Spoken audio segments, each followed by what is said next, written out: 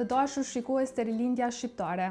Viti 2025 ishte një vit i zërave të fortë, debateve të hapura dhe lajmeve që preken çdo shtëpi.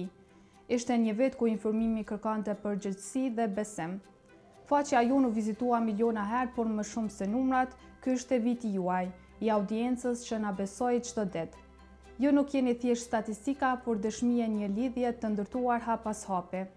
Çdo klikim, koment dhe reagim i dha lajmeve tona jehon, ndikim dhe kuptim, duke na motivuar të bëhemi më të mirë. Viti që po mbyllet solli tema që ndezën debate të forta dhe treguan një publik aktiv, kritik dhe të përfshirë.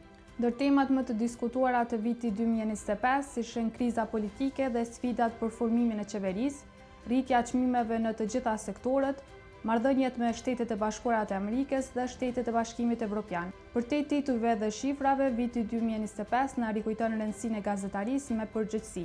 Në presion politik, bojkot qeveritar dhe sulme ndaj gazetarëve, liria e medias në Kosovë përkeqësua, duke u renditur 24 vende më poshtë krahasuar me vitin e kaluar.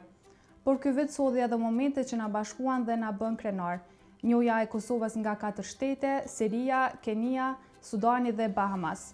Kosova në futboll, kualifikimi në play-off për Kupën e Botës 2026. Kosova vendi më i sigurt në Evropë dhe treta në botë sipas raportit Gallup 2025. Viti 2025 na tregoi se lajmi nuk është vetëm informacion, por përgjegjësi, ndikim dhe zë publik. Në një kohë sfidash dhe presioni, gazetaria mbetet shtylla që mban të vërtetën në këmbë.